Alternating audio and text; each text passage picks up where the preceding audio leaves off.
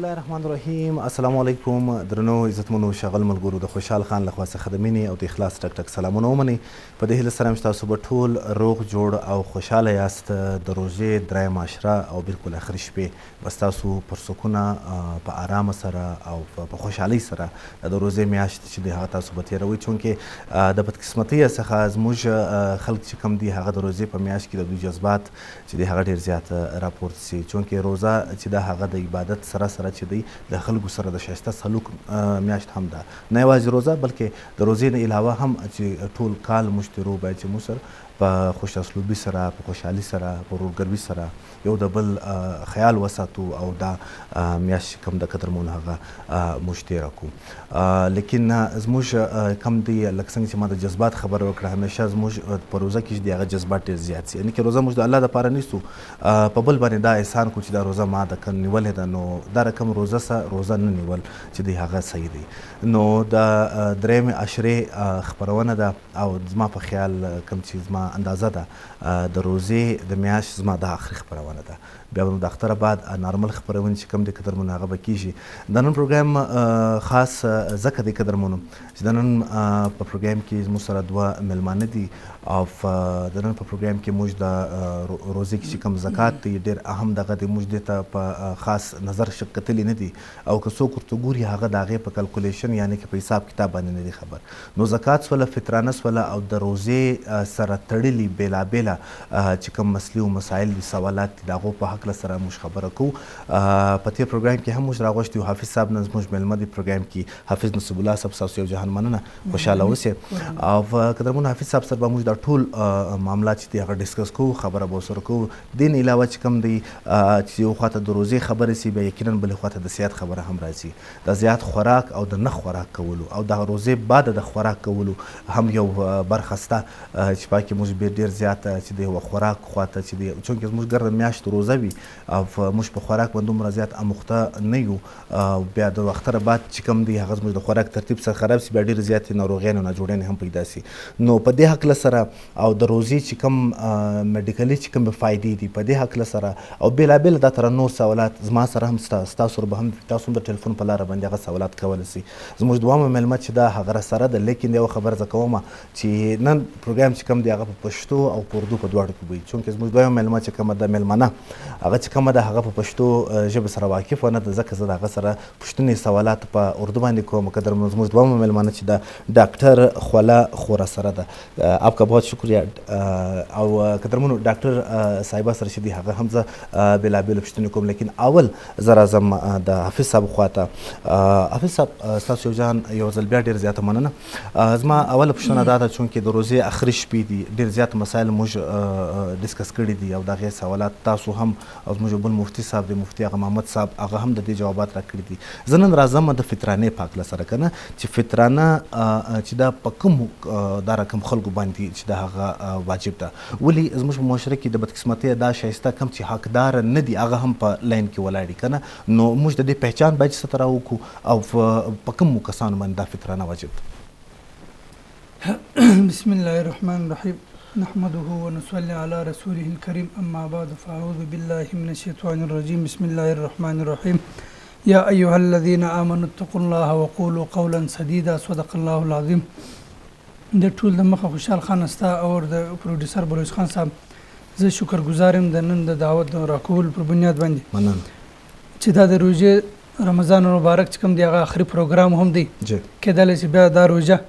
د را روانه روژې پورې چې څوک بیا ژوندي څوک بیا نه ژوندي د هغه پر بیا انسان ته دغه مدت معلوم نه دی. لیکن پاتې شو صدقه فطرانه، صدقة الفطر چې ورته وایي. صدقة الفطر پر هر هغه سړي باندې واجب دی، پر هر هغه ښځه باندې واجب دی چې پر کوم انسان باندې زکات واجب زکات واجب بس. و زکات چې پر کوم چا باندې واجبېږي د هغه دپاره شرط چې دی، هغه دپاره شرط دا دی چې د 250 نیمو سپین زرو چې کوم تولید دي د هغه قیمت 85,000 90,000 دونه جوړېږي په بازار کې. دغه که د کوم چا سره ورسره ولو دا 85,000 بیا پر دا 85,000 باندې یو کال تېر شوی ولو پر دا رقم انسان باندې زکات ورکول دا فرض دی. یو دوم دا دی چې پر دغه سړي باندې بیا سرسایه ورکول. سرسایه مطلب دا دی چې په کور کې څه انسانان دي چې هغه د در سرپرستی لاندې د هغو سرسایه د هر وي جی د پاوکن 2 کیلو د غنمو د قیمت مطابق جی چې نن سبا تقریبا 1.5 سل روپۍ جوړېږي سل پیدا دغه 1.5 سل روپۍ د هر وي جی که نارینه دی که ښځه دی د هغو د طرف څخه ورکول چې دی هغه پر هغه انسان باندې واجب دی چې پر کوم انسان باندې زکات واجب دی. صحیح ډیر زیاته مننه. ڈاکٹر صاحب آپ کی طرف آتا ہوں. بنیادی سوال یہ ہے چونکہ روزے ہم پہ فرض ہے, ہم تمام مسلمان جو ہے وہ روزے رکھتے ہیں, تو میڈیکلی کیا فائدے ہیں روزہ رکھنے کا؟ چونکہ ہمیں تو پتہ ہے کہ ہم صبح کی اذان سے لے کر مغرب کی اذان تک جو ہے پھر ہم لوگ کچھ کھاتے پیتے نہیں ہیں, اور اس کے علاوہ بھی بہت سے احتیاطی تدابیر ہے. لیکن میرا بنیادی سوال یہ ہے کہ آپ سے جو پوچھنا چاہتا ہوں وہ یہ ہے کہ میڈیکلی طور پر کیا فائدے ہیں جب ہم پورا دن جو ہے وہ بھوکا رہتے ہیں, پیاسے رہتے ہیں, تو اس کے فائدے کیا میڈیکلی, میڈیکل کیا کہتا ہے اس بارے میں؟ سب سے پہلے تو بہت شکریہ, آپ نے مجھے اپنے پروگرام میں مدعو کیا. جی جہاں تک بات ہے روزے کی, تو اللہ پاک نے اس روزے کو جسم کی زکوٰۃ کہا تھا, اور بے شک بالکل حق بات تھی وہ, کیونکہ آج جوں سائنس ترقی کر رہی ہے تو دن بدن ہمیں اس چیز کا سائنٹسٹ کو اور ڈاکٹرز کو اندازہ ہوتا جا رہا ہے کہ روزہ کس قدر اہم چیز ہے ہمارے جسم کے لیے. اور یہ ایک ایکسرسائز, یہ روزے کی جو پوری ایکسرسائز ہوتی ہے, یہ رمضان سے ہٹ کے اب اس کا ٹرینڈ جو ہے وہ دن بدن بڑھتا جا رہا ہے, اور لوگ جو ہے وہ زیادہ سے زیادہ انٹرمیٹنٹ فاسٹنگ, 3 ڈے فاسٹنگ, ڈرائی فاسٹنگ, ویٹ فاسٹنگ, اس سب کی طرف جو ہے وہ شفٹ ہو رہے ہیں, کیونکہ اس کے فوائد بے بہا ہیں. سب سے پہلے تو ہم اگر بات کریں طبی لحاظ سے, تو یہ شوگر کو کنٹرول کرنے کے لیے روزہ جو ہے وہ بہت مفید ہے, کیونکہ یہ انسولین کی ریزسٹنس کو ڈکریز کر دیتا ہے. انسولین ایک ایسا ہارمون ہے جس نے شوگر کو ہمارے خون کے اندر سے ہمارے سیل میں لے کے جانا ہوتا ہے, تو چونکہ وہ انسولین کی ریزسٹنس ڈکریز ہو جاتی ہے, انسولین اپنا کام مکمل طور پہ کھل کے رکھ سکتا ہے, تو وہ شوگر کا لیول ہمارے خون کے اندر کافی حد تک کم کر دیتا ہے. تو جتنے بھی ڈائبیٹک پیشنٹس آتے ہیں ہمارے پاس, ہم رمضان سے باہر بھی جو ڈاکٹرز ہیں وہ ان کو تاکید کرتے ہیں کہ اپنے لائف سٹائل کو مد نظر رکھتے ہوئے وہ روزے کو انکارپوریٹ کریں, یا ایک سرٹن اماؤنٹ آف ٹائم کے لیے اپنے جسم کو اس پورے روزے کی ایکسرسائز سے گزاریں. اس طرح سے ان کی ایک تو انسولین ریزسٹنس ٹھیک ہوتی ہے, شوگر کنٹرول ہوتی ہے, اس کے علاوہ ان کے دل کے اوپر, ان کے معدے کے اوپر, ان کے دماغ کے اوپر بہت اچھے جو ہے وہ اثرات پڑتے ہیں. سب سے زیادہ اس کا فائدہ ڈائبٹیز کے بعد ہمارے معدے کو ہوتا ہے, کیونکہ معدے کے اندر جتنا بھی ہم کھانا وغیرہ کھا رہے ہوتے ہیں, آج کل ہمارے کھانے کی جو کوالٹی ہے وہ اس قدر اچھی نہیں ہے, تو اس کی وجہ سے اگر ہم یہ روزے کی جو ایکسرسائز بیچ میں کرتے ہیں تو اس کی وجہ سے ہمارے جسم کے اوپر, ہمارے معدے کے اوپر جتنے بھی ڈیٹاکسیفائی ہو جاتے ہیں, جتنے بھی ٹاکسنز جمع ہو رہے ہوتے ہیں لیور کے اندر, اور اس کے لیے بھی ہمارے یہ روزہ جو ہے یہ ہمارے جسم کو فائدہ دیتا ہے. ٹھیک ہے, چھوٹا سا آپ جواب دے دیجیے گا. یہ شوگر کی آپ نے بات کی, شوگر ابھی کینسر کا بھی تقریباً علاج آ چکا ہے, ٹھیک ہے, باقی جتنے بھی بیماریاں ہیں, شوگر کا میں پوچھنا چاہ رہا ہوں ابھی تک علاج کیوں دریافت نہیں ہوا؟ شوگر کا علاج ابھی تک دریافت اوبویسلی ہمارے جو سائنٹسٹ ہیں وہ اس طرف کوشش تو کر رہے ہیں, لیکن شوگر کو کنٹرول کرنے کا سب سے جو بہترین طریقہ ہے وہ ہمارے لائف سٹائل چینجز ہیں. ہم شوگر کو, ہمارے جو مریض ہے وہ اس حد تک بڑھا دیتا ہے کہ ہمیں دوائیوں کے اوپر ڈپینڈنٹ ہونا پڑے, یا کوئی ایک ایسی دوائی آئے جو بس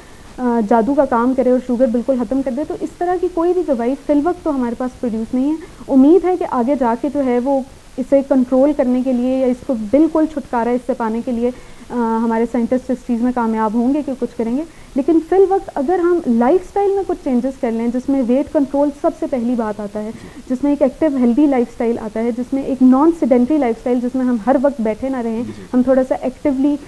جو ہے وہ آگے پیچھے پھریں, ہمارا لائف سٹائل تھوڑا ہیلدی ہو, تو جو ہم فوڈ انٹیک کر رہے ہیں اس میں یہ جو برائلر چکن وغیرہ ہم بہت زیادہ کھاتے ہیں, کاربوہائیڈریٹس کا کانٹینٹ بہت زیادہ ہوتا ہے, گڈ فیٹس جو ہیں وہ ہم بالکل نہیں لے رہے. تو اگر ہم ان سب چیزوں کو کنٹرول کریں تو جو ڈائبٹیز کی شرح ہے جو کہ پاکستان میں دن بدن بڑھتی جا رہی ہے, اس پہ کنٹرول پایا جا سکتا ہے. یہ بالکل ایسی کوئی بیماری نہیں ہے کہ جس کا کوئی جو ہے وہ حل نہ ہو, اور ایک دفعہ اگر لگی تو بس زندگی آپ کی ختم ہے. یہ کنٹرول ہو سکتی ہے اگر اسے ٹھیک طریقے سے, سیریس طریقے سے کنٹرول کرنے کی کوشش کی جائے. ڈاکٹر صاحب آپ سے مزید سوالات پوچھیں گے. حافظ صاحب تاسو خواته راځم,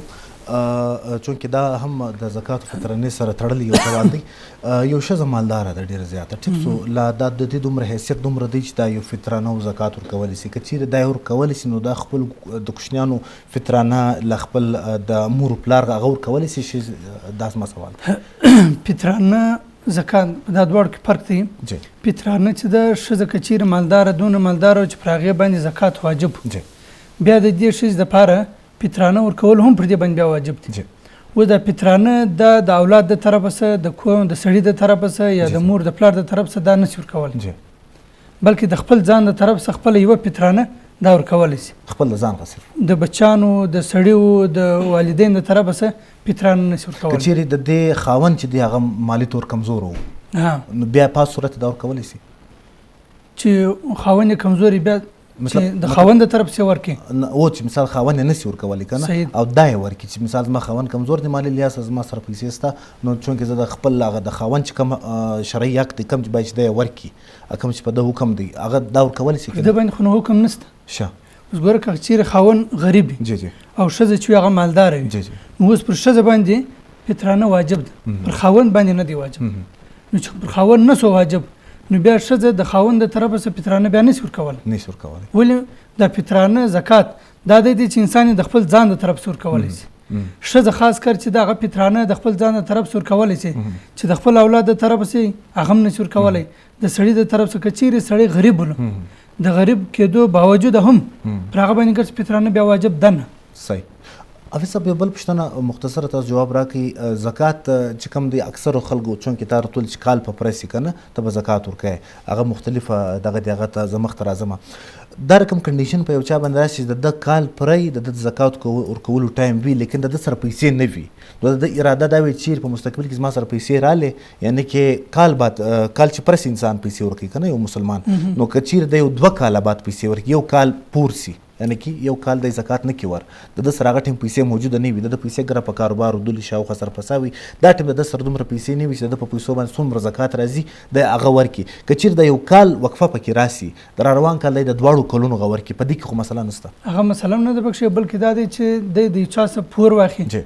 دا پور پیسې راوځي څو زګ 50000 زکات پر د واجب دی پیلاله د دلاس تنگ دی د سردونه پیسې نه دی ور سره چې د په هغه پیسو باندې زکات ادا کړي دی و چا د په پور کړي په کاروبار باندې باندې دونه دغه د سره نه ور سره پیسې چې د زکات په ادا کړي د بل چا په پور پیسې واخ هغه پیسې بیا په زکات باندې ورکړي زکات بیا داسې به کله د پیسې راوخته هغه بیا کچیر پور هم نه څه پیدا په دوه مرحله کې بیا د دې چې بیا د دې کال زکات بیا په بل کال کې د 50000 پر د باندې قرض دی دا بیا اچھا د دې سو ټایم حافظ صاحب چې مثال ک 2 کال پوری گنجائش تا ک 3 کال پوری ستا ک سو ټایم پوری ستا دا هر څو پرستا دا څو خدای یو د چې انسان جانبوج کړ پکست نه ور کوي یو د چې واقعیتا شری وزر دی دا هغه شری وزر پر بنیاد باندې پیسې پلاله پلاس کې نسته خلکو سره وړي دي نو پر دا بنیاد باندې بیا د زکات د 2 کلو د عمر کولای شي د 3 کلو د عمر کولای شي هغه بالکل اجازه اول افسر مختصر به چون کې زما یریږي دا سوال کوم چې چیر انسان په کاروبار دور د پیسې لګولي کال په 1300 په کاروبار په پیسو باندې دا حساب د معلوم نه د دې یری چې بابا سو پیسې چیر ولا سو چیر ما سور کړی د زکات سو پات دی په ما کدی په دا کشمکش کې په صورت باندې د څنګه د خپل حساب زکات غپرکی زکات په دې حساب پرکی چې کچیر د پیسې یو ځای بل ځای دار کم سره باندې ولې د تنه ملمدلې د دې حساب چې دی هغه لازمي دی نه که د یو څور کړي وي یری وي چې یار اوس ما سور کړي وي په ما باندې یو لک روپۍ راتلې اوس په لک کې ما شل ور کړی کم 500 د ما یری دي اوس په ما سو پاتې دم زما یری دي په صورت باندې هغه په کوم صورت کې یو د دې چې انسان په کال کې دنه په هر میاشت کې لږ زکات ورکړي یو ځینې خلک دا ترسته هغه په ګرد کال ورکړي ها نو دا مسله زدام شته کو په دې کې بیا شرط دی چې کله زکات ورکړي لږ د میاشت 15000 سولې 10000 سولې چلته د یو لک زکات یو دم پر د باندې پریشر دی بوج دی نو بیا د منتلی طور پر 15000 10000 د زکات ورکړي نو په دې کې شرط دی به د زکات نیت کوي کې نیت د زکات نو کړي دغه پیسې وي چا د ورکړي هغه زکات بیا بغیر نیت هغه نسی کیږي ټیکس نیت کول لازم دي پاتې یو د استا سوال دی تا وکي تال کچیر پیسې ور سره ولې د لړ کولې ادا او چیرې ولې بیا دی وجه تو ګوري چې ما غالب ګمان په 100% کې د غالب ګمان اکثر ګمان چې اندازه زیات اندازه چیز ده چې ما ډیر ضرور کړی پر دې باندې د ځین فیصله وکړ دا غوړسته د انور زکات صحیح ڈاکٹر صاحب آپ کے پاس آپ کی طرف آتا ہوں، چونکہ روزوں میں چونکہ ہمارے پورے پاکستان کے بڑے شہر نکال کے، کراچی لاہور جیسے شہر، وہ نکال کے ہمارا جو ہیلتھ کا سسٹم ہے وہ بہت زیادہ خراب ہے. جو لوگ جن کے پاس پیسہ نہیں ہے، ابھی دیکھو افغانستان سے پیشنٹ آتے ہیں یہاں پر کوئٹہ، اور کوئٹہ والے جن کے پاس تھوڑا سا پیسہ ہے وہ جاتے ہیں کراچی، اس طرح لاہور اور اسلام آباد جاتے ہیں. تو ہمارا ہیلتھ کا سسٹم جو ہے وہ ٹھیک نہیں ہے، خصوصاً میں بلوچستان کی بات کروں تو. اور ہمارے ماشاء اللہ بڑے بڑے اچھے ڈاکٹر بھی ہیں، کافی سمجھدار یہ ڈاکٹر بھی ہے. تو ہمارا ہیلتھ کا جو سسٹم ہے وہ کافی زیادہ خراب ہے. آپ کی طرح ینگ ڈاکٹر جو ہے وہ جو ابھی ایک شوق ہے کہ آپ نے ایک مسیحا ہے آپ، اور آگے آپ نے لوگوں کی خدمت کرنی ہے. آپ ینگ ڈاکٹر جو ہے، جو کہ لاکھوں کی تعداد میں میرے خیال سے، آپ ینگ ڈاکٹرز نے کون سا ایسا کردار ادا کیا کہ ہمارا جو ہیلتھ کا جو سسٹم ہے، جو اسپتالوں میں وارڈز کی شکل میں، اور مریض آپ دیکھ لیں سیوالا اسپتال کوئٹہ آپ چلی جائے بھی ہوں گی آپ، یہاں پہ لوگ روڈوں پہ سو رہے ہوتے ہیں، یہاں پہ بالکل بھی ایک انسانیت کا کوئی خیال نہیں رکھا جاتا. یہ بات سچی بات ہے، انسانیت کا خیال نہیں رکھا جاتا. ڈاکٹر کا رویہ جو ہے وہ پیشنٹ کے ساتھ بالکل ٹھیک نہیں ہوتا. ٹھیک ہے، وہ جان چھڑاتے ہیں، ٹھیک ہے، کیونکہ ان کی سرکاری تنخواہ ہے وہ تو فکس ہے، اکاؤنٹ میں آئے گی، لیکن وہ اپنی ذمہ داری ٹھیک طرح سے پوری نہیں کر رہے. تو آپ ینگ ڈاکٹرز ایسا فیصلہ آپ لوگوں نے کیا ہے یا آگے کرنے کا ارادہ رکھتے ہیں، مطلب کہ یہ سیٹ اپ جو ہے ہمارا چینج ہونا چاہیے؟ کوئی بھی مہذب دیکھو، پاکستان جو ہے ایٹمی ملک ہے، یہاں پر اگر دنیا میں، انٹرنیشنل دنیا میں اگر لوگ کہیں گے کہ ایک ایٹمی ملک ہے پاکستان نامی، اور یہاں پہ جو ہے اسپتالوں کی حالت، چونکہ ایجوکیشن، ہیلتھ اور یہ چیزیں جو یہ بیسک چیزیں، یہ بہت پہلے سالوں پہلے ہماری ٹھیک ہونی چاہیے تھی، لیکن ابھی تک ٹھیک نہیں ہے. تو آپ ینگ ڈاکٹرز نے کون سا ایسا کردار ادا کیا کہ یہ ہمارا تمام سسٹم ٹھیک ہو؟ آپ کے سوال کا جواب دینے سے پہلے میں انفارچونیٹلی آپ کی بات کی تائید کروں گی کہ واقعی ہماری جو ہیلتھ کا سسٹم ہے وہ پاکستان میں اس لیول کا نہیں ہے جس لیول کا ہونا چاہیے. اور اس میں کافی حد تک کردار چلیں ڈاکٹرز کا خود بھی ہے، لیکن یہ وہ ایک نظم و ضبط اس میں لیکنگ ہے جو کہ حکومت کی طرف سے آنا چاہیے تھا. انفارچونیٹلی پاکستان میں ابھی تک جتنی بھی حکومتیں آئی ہیں ان میں سے کسی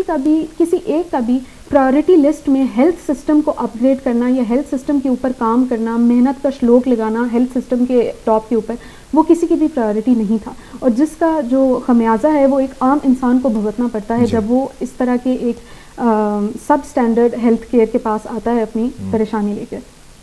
اس کے ساتھ ساتھ میں آگے جانے سے پہلے یہ بھی کہوں گی کہ ہماری جو عوام ہے، چونکہ آج کل سوشل میڈیا کا دور ہے، تو ان کے لیے بہت آسان ہوتا ہے یہ کہنا کہ یہ کمپیریزن ڈرا کرنا کہ ایک پاکستان کے اندر جو بیٹھا ڈاکٹر ہے وہ کس طرح سے اپنا پروفیشن جو ہے وہ اس کو لے کے چل رہا ہے، اور اسی کے ساتھ ایک باہر کا بیٹھا ڈاکٹر یا انگلینڈ میں یا یو کے میں اگر کوئی بیٹھا ہوا ہے ڈاکٹر تو وہ کتنے اچھے طریقے سے لے کے چل رہا ہے اور ہمارا ڈاکٹر اس طرح سے کام نہیں کر رہا. تو اس کا سب سے پہلے تو بنیادی یہ کمپیریزن ڈرا ہونا ہی نہیں چاہیے، کیونکہ جس سسٹم کے اندر وہ لوگ کام کرتے ہیں، جو سسٹم ان کو اتنا فیسیلیٹیٹ کرتا ہے، وہ سسٹم ہمارے پاس ہے نہیں.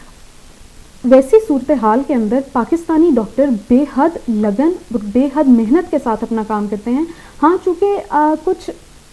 جو ہیں وہ فنڈامنٹل مسائل اس کے اس پورے ہیلتھ کیئر کی جو انفراسٹرکچر ہے اس کے اندر بہت زیادہ ہے، تو وہ پھر چیز ڈیلیور نہیں ہو سکتی. آپ کی بات بالکل صحیح ہے کہ ہمارے پاس پیشنٹ لوڈ بہت زیادہ ہوتا ہے. ایک ڈاکٹر، میں ابھی پہلے احمد پور ایسٹ میں ٹی ایچ کیو کے اندر کام کرتی تھی، اور وہاں پہ ہماری 6 گھنٹے کی شفٹ کے اندر ایک ڈاکٹر کا 200 سے 300 پیشنٹ کو چیک کرنا ایک نارمل کی بات ہوتی تھی. جو کہ آپ کسی بھی بندے کو اگر یہ بتائیں کہ 6 گھنٹے کی شفٹ میں وہ 200 سے 300 مریض صرف دیکھ رہا ہے، تو نہ تو وہ مریض ٹھیک طرح سے دیکھے جا رہے ہیں اور نہ ہی اس ڈاکٹر کا کوئی حال رہتا ہے اس 6 گھنٹے کی شفٹ کے بعد. تو یہ کچھ بنیادی طور پہ ان کے اندر چینجز لانے کی ضرورت ہے، جو کہ ہماری حکومت وقت کو جو ہے وہ بہت زیادہ اس کی طرف دھیان دینا چاہیے. ہمارے جو ینگ ڈاکٹرز ہیں ان کو بھی میں اس بات کو ایکسیپٹ کروں گی کہ کچھ بیچ میں ایسے ہیں افراد یا کچھ ایسا سیکشن ہے یا کچھ ایسا یونٹ ہے بیچ کے ہمارے ینگ ڈاکٹرز کے اندر جو اپنی ذمہ داری جو ہپوکریٹک اوتھ انہوں نے اٹھایا ہے اسے پورا کرنے سے پہلے اپنی ذات کے فائدے کے بارے میں سوچتے ہیں، جس کی مذمت ہونی چاہیے، جو بالکل ٹھیک بات نہیں ہے. لیکن اکثریت ڈاکٹرز کی اپنے پیشے کے ساتھ بہت مخلص اور بے حد جو ہے وہ محنت کے ساتھ اپنا کام کرتے ہیں. لیکن چونکہ ایک وہ نظام اتنا بہتر ہمیں نہیں مل سکا تو وہ پھر چیز عام آدمی تک ڈیلیور ہوتے ہوئے تھوڑا سا. ڈاکٹر صاحب بھائی اب کچھ یہ یہ بھی ایڈ کر دیں. ابھی ہم اگر آپ نے کہا حکومت وقت, جس ٹائم کی بھی حکومت ہو, ہم اس کے نمائندوں کو بلاتے ہیں, بلایا بھی ہے, پوچھا بھی ہے, وہ بولتے ہیں کہ نہیں, مطلب ایک دوسرے پر ملبہ ہم لوگ پھینکتے ہیں, ٹھیک ہے, وہ بولتے ہیں ان کا قصور ہے. ابھی جو اصل جو قصوروار ہے وہ ہمیں معلوم نہیں ہوتا. جہاں تک فنڈ کی بات ہے, میں نے اپنے آنکھوں سے دیکھا ہے ٹرک بھر کے جو ہے وہ اسپتالوں میں میڈیسنز آتے ہیں, ٹھیک ہے, بیچ میں جو ہے وہ میڈیسن جو فری میڈیسن ہے سرکاری اسپتالوں کی میں بات کر رہا ہوں, وہ مریض تک نہیں پہنچتے ہیں, ٹھیک ہے, چونکہ وہ سستی جو گولیاں ہیں یا انجیکشن ہے وہ جو ہے وہ تو مل جاتی ہے. جو مہنگی ہے جس کی قیمت 1500 2000 2500 جو انجیکشنز ہے یا جو ٹیبلٹس ہے وہ مریض تک نہیں پہنچتی. پھر وہ بلیک پہ واپس مارکیٹ چلی جاتی ہے, پھر وہ میڈیسنز والے جو ہے اس کو واپس بیچتے ہیں. تو یہ جو ٹرک بھر کے آتے ہیں, حکومت وقت جو ہے وہ تو فنڈ بھی دیتی ہے, دوائیں بھی بیچ دیتی ہے, ٹھیک ہے, لیکن بیچ میں یہ دوائیں کہاں چلی جاتی ہے؟ چونکہ اسپتال کے اندر اسپتال کی انتظامیہ, چاہے وہ اس کو انچارج کہتے ہیں, ایم ڈی کہتے ہیں اسپتال کو, جو بھی ہے وہ ذمہ دار ہے, یا پھر اسپتال کے اندر جو ڈاکٹر کام کر رہے ہیں وہ ذمہ دار. تو میں چونکہ اپنے آنکھوں سے میں نے یہ سب چیزیں دیکھی ہے کہ ٹرک بھر کے آتے ہیں وہاں پر میڈیسن لا کے, پھر وہ میڈیسن بیچ میں جو ہے واپس غائب. دیکھیں, حکومت وقت کا کام صرف چیز کی پروویژن کرنا نہیں ہے. حکومت اگر یہ کہے کہ ہم نے تو جی ٹرک بھر کے سامان دے دیا اور آگے وہ سامان کہاں گیا وہ ہمارے اس پہ کوئی جو ہے وہ غرض نہیں, تو یہ غلط بات ہے. حکومت کا کام صرف, حکومت چونکہ ساری عوام نے اسے مینڈیٹ دیا ہے, آپ کو اوپر وزیر اعظم لگایا ہے, وزیر اعلیٰ بنایا ہے, تو پھر آپ کا یہ بھی اس میں آ جاتا ہے ذمہ داری کہ آپ اس چیز کو ٹل دا ویری اینڈ اس کو دیکھیں کہ اچھا ہم نے دے دیا, وہ چیز جس کو ملنی چاہیے اسے مل بھی رہی ہے یا نہیں. ہماری انتظامیہ جو ایڈمنسٹریٹو ڈھانچہ ہے بہت سی جگہوں میں وہ بالکل کمزور ہے, کافی کمزور ہے, جس کی وجہ سے یہ سارے مسائل درپیش ہیں. تو حکومت کا کام انہوں نے پرووائڈ کیا, انہوں نے فنڈز دیے, بے حد اچھی بات ہے. ان فنڈز کی ٹھیک طریقے سے یوٹیلائزیشن ہو رہی ہے, لوگ اسے ٹھیک طریقے سے یوز کر رہے ہیں, یا کوئی مافیا بیچ میں بیٹھا ہے جو کہ ان فنڈز کو ایک کامن مین تک, ایک لے مین تک, ایک غریب آدمی تک پہنچنے کے اندر جو ہے وہ دیوار بنایا ہے اور وہ نہیں پہنچنے دے رہا. تو یہ کام, یہ کریک ڈاؤن بھی کرنا جو ہے یہ اسی علاقے کی پولیس کا, اسی علاقے کی جو حکومت ہے, اسی علاقے کے جو کمشنر ہیں, یہ ان سب کا کام ہے. تو یہ دیکھیں کوئی بھی ادارہ جو ہے وہ اکیلے خود چل کے, کوئی ڈاکٹر اگر اٹھ کے کہے کہ ہاں جی میں اس وقت اس چیز کو ٹھیک کروں گا یا میں ساری تبدیلی لے کے آؤں گا, تو وہ بالکل غلط بات ہے, ایسا ہو نہیں سکتا. یہ مل کے کرنے والے کام ہے, شانہ بشانہ ایک دوسرے کے کھڑا ہونا پڑے گا اور پھر انہیں چیزوں کو آگے لے کے چلنا پڑے گا. ڈاکٹرز کو بھی اپنی ذمہ داری کا احساس ہونا چاہیے, اس کے ساتھ ساتھ جو انتظامی ڈھانچہ ہے اس کو بھی اپنے اندر بہتری لانے کی ضرورت ہے, تاکہ جو ہے وہ اوور آل ہیلتھ کیئر سسٹم کو پاکستان کے تھوڑا سا اوپر اٹھایا. ٹھیک ہے, بہت شکریہ. حافظ صاحب تاسو خاطر اعظم صدقه یا فطرانه چې کومه ده کنه دا کوم ادا کو دا موږ په کم شان باندې ادا کول سو د نغدو علاوه, مطلب که زه غواړم زه نغدي نور کوم د دې نه علاوه ما سره کم اپشن دي چې دا شی هم ورکې از ما کار چې فطرانه او صدقه چې دا ورکولی سم. فطرانه چې دغه د څلور شانس ورکول کېږي, یو د کشمش, بل دی غنم, دریم دی هغه جو, څلورم چې دی هغه کجوري. دا څلور سره د دې بیا خپل مقدار معلوم دی. د غنمو مقدار په کم 2 کیلو دی د نن سبا په ریټ کې, چې په کوم ورځ باندې فطرانه ورکوي د هغه د ورځې چې کوم ریټ دی په هغه ریټ باندې ورکوي. که چیرې پیسې نه ولې 1.5 روپۍ, دا 1.5 روپۍ په مقابله کې په کم 2 کیلو غنم دا هم ورکولی شي. بهتره دا ده چې قیمت ورکړي. دوم دا دی چې 3.5 کیلو کجوري چې کوم خرماوي دي دا ورکولی شي. که دا نه ولې د دې متبادل چې دغه قیمت دی 1500 روپۍ دی, 1200 روپۍ دی, د قیمت چې په کوم ورځ باندې د ورکولو اراده وي په هغه ورځ باندې د قیمت پوښتنه کول دا لازمي دي. دریم چې دی هغه وربش بیا 3.5 کیلو دی. د 3.5 کیلو چې کوم مقدار څو قیمت دی دا قیمت د هغې ورځې معلومول دا یو مستحق انسان ته ورکول. او څلورم چې کوم دی هغه کشمش دی, کشمش بیا 3.5 کیلو 3.5 کیلو چې کوم قیمت دی دا قیمت وی غریب تر کول. که چیرې قیمت نه ولو, که چیرې کشمش موجود بیا 3.5 کیلو درمیانه, نه اعلی نه کمزوري, درمیانه چې کوم کشمش دی دا ورکول چې دی هغه صدقه فطرانه. ٹھیک ہے حافظ صاحب, دا په روزه کې لازمي ورکول دي که د روزې بعد هم تاسو ورکولی شئ؟ د اختر د لمانځه څخه د مخه ورکول دا بهتره دی, افضل دی. په دې وجه د ګرځه د فطرانې مقصد دا دی چې دا کوم روزدارو چې کوم روزه نیولې ده د دې تزکیه نفس وشي, د دې بدن صفا شي, د روژو کې چې کوم خلل راغلی, مشکلات راغلی, اشکنځل راغلی, خو پر ژبه باندې غلط الفاظ راغلي په زړه کې د دې ګردو د صفایي د روژې د صفا کېدو پر بنیاد باندې دا صدقه فطر ورکول کېږي. یو دوه مقصد دا دی چې یو غریب انسان هغه هم په د اسلامي اختر کې د مالدار انسانان سره هغه چې دی هغه شانه به شانه د هغو سره په اختر جوړولو کې مناولو کې هغه چې دی یو رقم شي چې یو مالدار انسان د هغه بچان هغه چې دی هغه د شو پیسو والا چې کوم چوټي دي کوم شي کپړې دي کوم شه صدرې دغه غوندي نو دغه رقم د دې د زکات د پیسو څخه یا د دې د سرسایې چې کوم صدقه فطر دی د دې څخه د اختر د مخه د دې پیسې او مستحقین ته ورکول چې هغه هم د اختر د مخه چې د کوم شي ضرورت دي کوم شي بندوبست هغه د اختر د مخه په هغه باندې پرکې کچېره پاتې سلو بیا د اختر وروسته هم ورکولی شي لیکن بهتره نه دي. حافظ صاحب یو بله چونکې د وخت مطابق یو ډېره غټه اهمه مسله ده هغه دا چې چونکې اختر را روان دي که نه په اختر کې دا نوي نوټونه د کوچنیانو دپاره خلک د بینکو سره باسي لادات را نن سبا چې دی یو سیستم روان دی سټیټ بینک چې کوم دی هغه پیسې ورکړي نوي نوټونه که نه چې تا ته خپل پیسه باندې د خلکو ته ورکړي د اختر د کوچنیانو ته چې ورکړي نوي نوټونه دوی په دې باندې اوس دی ګور د که 10 روپۍ غه 100 نوټ کې خو 100 روپۍ سپې که د 100 روپۍ غه 100 نوټ کې 2000 روپۍ سپې دوی دا تر د اخر دي چې مثال کې طور پر د زه به استاد سره د 10 روپۍ بنډل اخلم زه به تا ته 1000 روپۍ درکوم که نه لیکن دوی به یا 1100 روپۍ سکسو دغه طرح په د 2000 په بنډل باندې د 100 روپۍ والا هغه باندې دوی 2200 ولا 2100 یعنی کې 100 روپۍ یو نیم 100 روپۍ 200 روپۍ دی ګټه منافع اخلي دا منافع ستا په نظر کې سود دی جایز ده خلک یې واخلي که نه واخلي چونکې مال دل د ډېر خلکو په 100 یو نیم 100 200 روپۍ ګټو باندې دا نوي نوټونه اخلي دوی به دا شی کړي چونکې ته ماته زړې پیسې راکړې دا به ښه پیک پیسې د نوي دي تازه دي اختر دپاره دوی به دا سود نه دی نو ایز حافظ دغه د سود دی صفا سود دی په څه وجه باندې پیسه د پیسې په مقابله کې دا یو جنس دی صحیح پیسه د پیسې په مقابله کې یو جنس دی یو ذات دی نو یو ذات په بل ذات باندې په منافع باندې بدلول دا په سود کې راځي که څه هم هغه ته بیا د فریش نوټ نوم ورکول شي هغه ته چې هر څه نوم ورکول کېږي هغه یو قسم دا دی چې خپله پر چا باندې دی هغه پیسې اړول دا مقصد دی لیکن په شریعت کې جنس په جنس باندې بدلول بیا پر هغه باندې منافع کول هغه په سود کې راځي خاص کر د پیسو ده که 1000 پی ولې 1000 پی ورکولی شي که 2000 ولې 2000 ورکولی شي 100 یو نیم 100 پی پر هغه باندې ګټه اخیستل دا په سود کې شمارل کېږي بالکل د صفا سود په دې کې هېڅ گنجایش نشته بس دا نه ده معلومه چې په عوام کې دغه کمزوري ده نو دا خو په دواړو کې د سټیټ بانک والا چې دی هغه په بلیک باندې راوباسي هغه باید یو اس ام اس راځي سیستم هغه اس ام اس ته کوډ رال ته به بانک ته کم چې تا حساب دی خپل لیمیټډ زیات نشته د 1 لک روپۍ نوټونه راواخلي یا 15000 لزر روپۍ نوټونه هغه دوی راواخلي هغه ځای ملازمین هغه راواخلي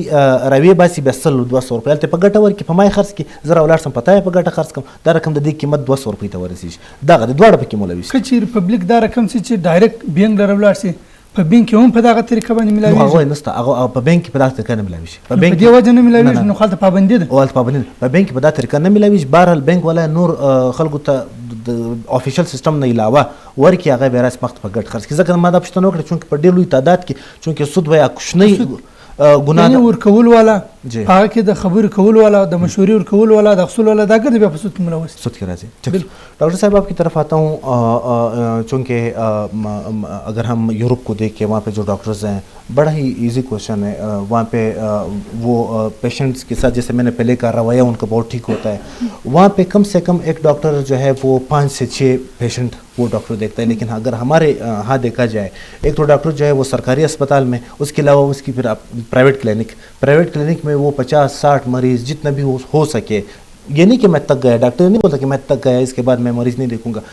ٹائم کی شارٹیج کی وجہ سے جو ہے وہ مریض نہیں دیکھ پاتا تو ایک ڈاکٹر اگر وہ 50 سے 60 مریض دیکھے تو اس کی جسمانی حالت کیا ہوگی اسی ڈاکٹر کی ذہنی حالت کیا ہوگی وہ پھر کیسے توجہ دے سکے گا اس مریض کو دیکھنے کے لیے تو میں آپ سے یہ پوچھنا چاہوں گا کیا یہ بات اچھی بہت بری نہیں ہے کہ ڈاکٹر جو ہے 50 سے 60 پیشنٹ ایک ٹائم پہ دیکھ رہا ہے اور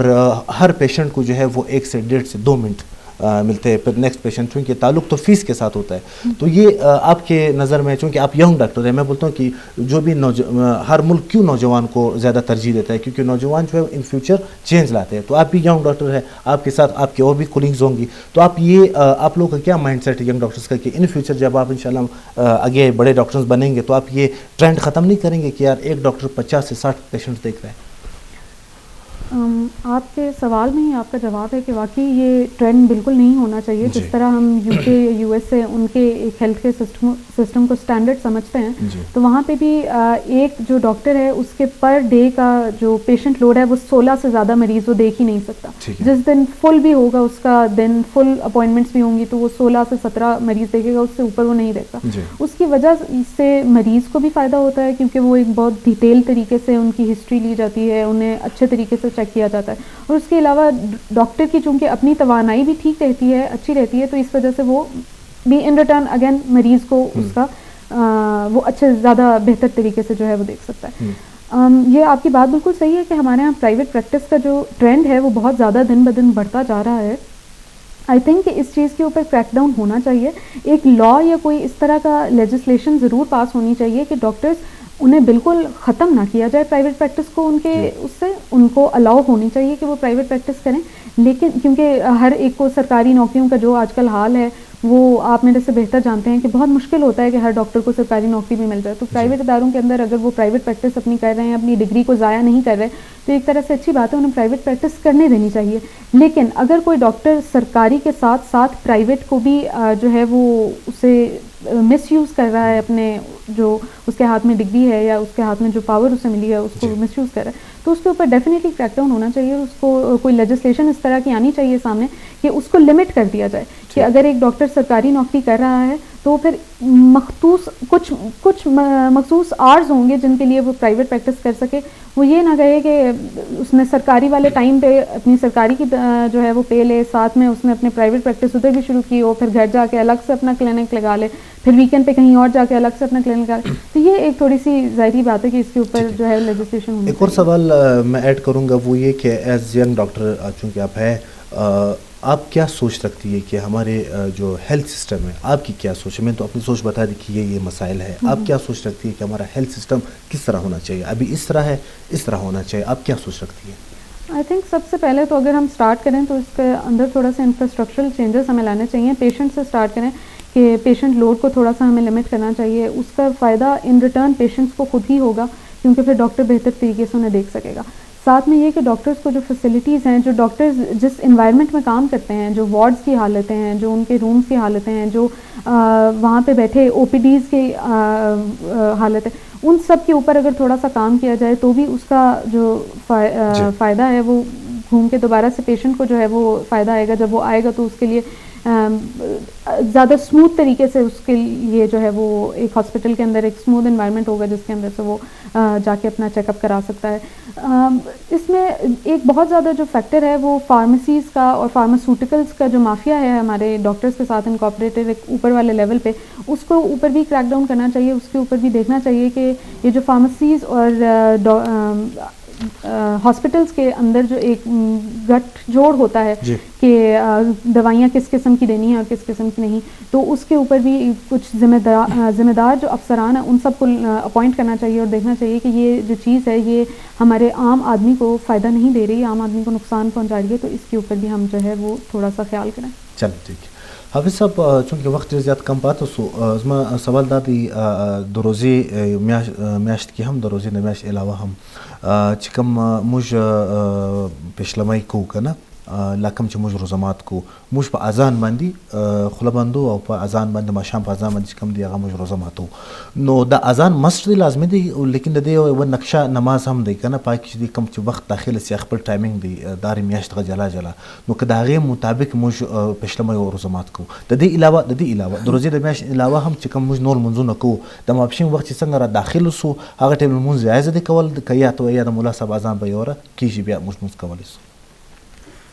د روژه مات او د پیشلمۍ د دواړو وختونه معلوم دي چې په نقشه کې کوم وخت دی. د نبي علیه السلام حدیث هم دا دی چې کله د روژه مات وخت پوره سولو نو ملا دې دستي اذان کوي, نو ګرده ودې ته تیار ناست چې رقم یو شی دغه د خرما وخوړلی ویسو. د هغه رقم د پیشلمۍ دا هم د پیشلمۍ په هغې کې ډیلتوب راځي چې کله وخت پوره سي بیا هم خلک په دې انتظار ایسته د یو ګوله زیاته وکړو, لیکن اصل و وخت کتل کېږي و اذان ته نه کتل کېږي. اصل دا دی اصل چې وخت کله پرسولو بیا د خوله بنده کړي, چې وخت کله پرسولو خوله دې خلاصه کړي. ها په روژه مات کې بهتره دا دی چې وخت ما چې پرسولو نو چې څنګه اذان شروع سو نو بس خوله دې خلاصه کړي د اذان سره. پاتې شولو د پیشلمې په باره کې 15 منټه د وخت د بندېدو د خولې د بندېدو د مخه احتیاطاً 15 منټه د مخه خوله بندول مناسب یو. دوم دا دی په عام ورځ کې که چیرې وخت پرس په عام ورځ کې وخت دا رقم پرس چې پر 12:30 بجې باندې د ماپښین وخت داخل شو او اذان کېږي پر پاکم 1 بجه باندې یا پر 1 بجه باندې اوس پر 12:30 بجې لمونځ کول جایز دی. هو عام طور پر په کور کې چې کوم ښځې دي خاص کر د هغو دپاره نه نارینه دپاره بل یو. دویمه طبقه چې خاص کر په دکانو کې چې کوم انسانان دي که چیرې د جومات ټیم ځان ورسولی خو ټیک ده که نه ولو یا د جومات لرې وله یا یو بل ځای وله چې ځان یې نس رسولی نو چې څنګه وخت داخل سلو او داسې وکړي لمونځ د هغه دپاره کول دا جایز دی که څو هم بیا اذان نه سو. صحیح ٹھیک. ڈاکٹر صاحب آپ کی طرف آتا ہوں. آج کل بیماریاں بہت زیادہ ہو گئی ہیں, ٹھیک ہے, ہر چاہے میل ہو یا فیمیل, وہ ہر دوسرا بندہ جو ہے وہ کوئی شوگر کا پیشنٹ ہے, کوئی دل کا مریض ہے, مطلب بہت زیادہ بیماریاں ہو گئی اور ہر دن جو ہے نئی نئی بیماریاں آ رہی ہے. پہلے زمانے میں اتنا نہیں تھی, بیماریاں تھیں لیکن اتنے زیادہ نہیں تھی. آپ کے خیال میں زیادہ جو بیماریاں ہوئی ہے اس کی اصل وجہ کیا ہے؟ کیا ہم واک نہیں کرتے ہیں, صحت کا خیال نہیں رکھتے ہیں, زیادہ کھانا کھاتے ہیں یا کم کھانا کھاتے ہیں, یا پھر ہمارے جو کاشتکاری ہے سبزیاں وغیرہ ان میں مسئلہ ہے, یا پھر اصل وجہ کیا ہے جو ہماری بیماریاں بہت زیادہ ہو گئی ہے؟ ہر چھوٹے سے چھوٹا بچہ بیمار ہوتا ہے. پہلے تو عمر رسیدہ لوگ جو ہے وہ زیادہ بیمار, آج کل نوجوان لوگ ہیں وہ بیمار ہوتے ہیں, اسپتالوں میں ایڈمٹ ہوتے ہیں. اس کی اصل وجہ آپ کی نظر میں کیا ہے کہ ہم کہاں پر غلطی کر رہے ہیں جس کی وجہ سے ہم زیادہ بیمار پڑ رہے ہیں؟ آئی تھنک اس کو اگر وجوہات جو ہیں وہ تو ملٹی فیسٹڈ ہیں, کافی زیادہ ہیں, لیکن اگر ہم ایک چیز کے اوپر تہیہ کریں کہ اس چیز کو ہم ٹھیک کر لیں گے تو اس کی وجہ سے کافی حد تک بہتری جو ہے وہ ہماری صحت کے اندر آ سکتی ہے. وہ چیز ہے ہمارا لائف سٹائل. ہمارا لائف سٹائل بے حد خراب ہوتا جا رہا ہے ود دا ایڈوینٹ آف ٹائم. ٹیکنالوجی جتنا ہمیں فائدہ دے رہی ہے وہ اتنا ہی ہمیں سست اور کاہل بھی بنا رہی ہے. ہم ایک وہ ٹی وی کی اسکرین سے آگے سے آج کل کا جو بچہ ہے ہمارا وہ اٹھتا نہیں ہے. اپنا دن کے 6 سے 8 گھنٹے جو اسکرین ٹائم ہے اس کا, پچھلے دنوں میں ایک اسٹڈی پڑھ رہی تھی جس کے اندر تھا کہ ایک 6 سے 8 سال کے بچے کا جو اسکرین ٹائم ہے وہ 8 گھنٹے سے زیادہ ہے ایوریج اسکرین ٹائم, جو کہ بے حد الارمنگ بات ہے ہمارے لیے. تو اس چیز کی ہے کہ ٹھیک ہے ٹیکنالوجی کے اپنے فوائد ہیں, لیکن ٹیکنالوجی کے ساتھ ہی ڈاؤن سائڈ یہ ہے کہ اس کی وجہ سے ہم بے حد آرام پسند اور آرام طلب ہو گئے ہیں. ہمیں اپنا لائف سٹائل تھوڑا سا ایکٹیو کرنے کی ضرورت ہے, جس کے اندر نارمل جاگنگ, واکنگ, ایک دن کے اندر ہماری ایک ہیلدی جو ایک روٹین ہے اس کو اپنانا. صبح جلدی اٹھنا, آج کل جو بچے ہیں وہ صبح لیٹ اٹھتے ہیں, جو صبح کا وہ روشنی ہوتی ہے, سن لائٹ ہوتی ہے, اس کی وجہ سے وائٹامن ڈی ہمیں ملنا ہوتا ہے. یہ ایڈ کروں گا, یہ وائٹامن ڈی صبح کی جو 9 سے 10 بجے کے درمیان میں جو سن لائٹ ہوتی ہے وہ بہت فائدہ مند ہوتی ہے اس چیز کے لیے. تو یہ بہت سی چیزیں ہیں جو ہمارے بچے بالکل وہ گھر کے اندر رہتے ہیں, بالکل ان کا باہر سے آؤٹ ڈور ایکٹیویٹیز سے کوئی تعلق نہیں ہے. جو پہلے وہی بات ہے کہ پہلے کا جو ہمارا بچہ تھا وہ فٹ بال کھیلتا تھا, کرکٹ کا اسے انٹرسٹ تھا, یہ سب چیزیں ود پیسج آف ٹائم جو ہیں وہ ڈیمینش ہوتی جا رہی ہیں. وہ گیمنگ بھی جو ہے وہ اب ٹی وی اسکرین کے اندر شفٹ ہو گئی ہے, ای گیمنگ آ گئی ہے. تو بچہ ٹھیک ہے ای گیمنگ کے بھی اپنے فائدے ہیں لیکن اس کے نقصانات بھی بہت زیادہ ہیں. آئی سائٹ پہ بہت زیادہ افیکٹ پڑتا ہے, چھوٹے چھوٹے بچوں کو جو ہیں وہ آئی سائٹ کے مسائل لاحق ہوتے ہیں. تو وہی بات ہے کہ اگر ہم اپنی لائف سٹائل میں تھوڑے سے چینجز لائیں جس میں ہم آؤٹ ڈور ایکٹیویٹیز کو زیادہ کریں, بچوں کو باہر نکالیں. بچوں کے علاوہ جو ہمارے عمر رسیدہ لوگ ہیں, جو ایلڈرز ہیں ہمارے, ان سب کے ساتھ بھی تھوڑی سی واک کریں شام کے ٹائم پہ. ڈاکٹر صاحب اگر ہم دیکھیں تو پوری دنیا اوور آل اگر ہم دیکھیں پوری دنیا جو ہے وہ ٹیکنالوجی نے بہت زیادہ ترقی کی. ہمارے موٹر سائیکلیں جدید آ رہی ہے, گاڑیاں, موبائل, بزنس, پہلے ابھی بزنس بھی آپ جو ہے وہ انٹرنیٹ پہ کر رہے ہیں, ٹھیک ہے. آج کل تو یہ ریلیکسیشن بہت زیادہ آ گئی ہے. تو ویسے پوری دنیا جو ہے وہ اس لپیٹ میں آ گئی ہے, چونکہ ہمیں جو ہے اپنا کام خود کرنا چاہیے, ہمیں واک کرنا چاہیے. جتنا بھی ہم اپنے جسم کو یوز کریں گے اتنا ہم فٹ رہیں گے. تو یہ تو ویسے اوور آل پوری دنیا تو جو ہے وہ انٹرنیٹ پہ آ گئی ہے, اور جدید سے جدید چیزیں جو ہے آج کل آپ واک بھی ایک کمرے میں کر سکتے ہیں. وہ واک والی جو مشین ہے, آپ سائیکل پہلے ہم چلاتے تھے پہاڑوں میں, آج کل ہم وہ کمرے میں سائیکل چلا رہے ہیں, وہ والی چیز آ گئی ہے. تو ہر چیز, اور ہم سب سے پہلے ہماری یہ کانے بہت زیادہ خراب ہو گئی ہے. پہلے ہم جو ہے وہ نیچرل جو چیزیں وہ کھاتے تھے, آج کل جو ہے وہ پتہ نہیں میگیز آ گئی ہے, کیا کیا چیزیں آ گئی ہے. تو آپ کے خیال میں یہ چیزیں نہیں ہے؟ نہیں, بالکل یہ فیکٹر ہے. جو چیز آپ لیتے ہیں آپ کا ان پٹ جتنا اچھا ہوگا اتنا ہی آپ کے اندر وہ جسم کے اندر وہ شو کرے گی. اگر آپ جو انٹیک لے رہے ہیں وہ انٹیک ہی سب اسٹینڈرڈ ہے تو آٹومیٹیکلی آپ کو پھر جسم آپ کا بہت زیادہ توانائی اس کے اندر نہیں آئے گی. تو جو ہماری انپٹ ہے، ہمارے جو فروٹ ہیں، جو اسپیشلی چکن جس طرح کا آتا ہے انجیکٹڈ اسٹیرائڈس وغیرہ کے ذریعے پولٹری فارمنگ جس طرح سے ہوتی ہے، اس کے علاوہ جو پانی ہے، پانی ہمارا بہت زیادہ جو ہے وہ اتنا صاف ستھرا نہیں ہوتا، جس کی وجہ سے جو کاشتکاری کے اندر مسئلے مسائل پیدا ہوتے ہیں. تو یہ سب وہ باتیں ہیں جو مل کے فیکٹرز جو ہیں وہ بناتے ہیں کہ ایک اوور آل جو سوسائٹی کا ہیلتھ کیئر ہے یا ہیلتھ کا جو لیول ہے وہ ڈیگریڈ ہوتا جا رہا ہے ود دا پیسج آف ٹائم. تو یہی بات ہے کہ ہم پرسنل لیول پہ یہ کچھ ایسی چیزیں ہیں جو کمیونٹی کے لیول کے اوپر جو ہمارے کمیونٹی کے ہیڈز ہیں ان لوگوں کو ٹھیک کرنے کی ضرورت ہے. باقی انڈیویجولی اگر انسان اپنا خیال رکھے، اپنی صحت کا خیال رکھے، اپنی ایکٹیویٹیز اور لائف اسٹائل کو بہتر کرنے کی کوشش کرے تو انشاءاللہ بہتری آئے گی. ڈاکٹر خولا آپ کا بہت بہت شکریہ ٹائم دینے کے لیے پروگرام میں. حافظ صاحب ستاسو جهان مننه. پروگرام وخت بالکل لاړی ختم سو. قدرمنو د نن پروګرام تاسو وکتئ ډاکټر صاحب هم را سره ناست او حافظ صاحب هم ناست و. ډاکټر صاحب هم خپلې خبرې وکړې، حافظ صاحب هم خپلې خبرې وکړې. نو په کار موږ قدرمنو دا ده چې موږ خپل د صحت ډېر زیات خیال وساتو او کم خپل کار خپله کول چې دی هغه ډېر زیات ضروري دی. ولې موږ بدن چې څومره استعمالي چې هغومره زیات به موږ فټ یو. او په دې نه علاوه چې کوم دی په خوراک څښاک کې چې کوم دی هغه احتیاط پکار دی. او ډاکټر صاحب یو خبره وکړه چې موږ روټین ډېر زیات خراب دی. موږ 12 بجې د خوب راپورته کېږو نو یقینا کوم چې وایي ډاکټر صاحب وایي 9 تر 10 بجې پورې چې کوم د سهار لمر دی دې ته به تاسو کښېنئ. دا چې د ویټامین ډي چې کومه ده دا هم یو دغه دی د انسان جسم ته ډېر زیاته فایده رسوي. نو دا ټولو شیانو خیال پکار دی چونکې صحت چې وي د هر شی خوند کوي. که ته هر څومره زیات دولتمند سي لیکن که ستا سره صحت نه وي هغه ژوند چې دی ژوند نه وي. نو ځانو خیال ساتئ. انشاءالله که ژوند و ملاقات به کېږي. تر هغه پورې خپل ورور دوست خوشحال کسي ته ورکړي اجازت سپارم. په لوی الله تعالی په امان.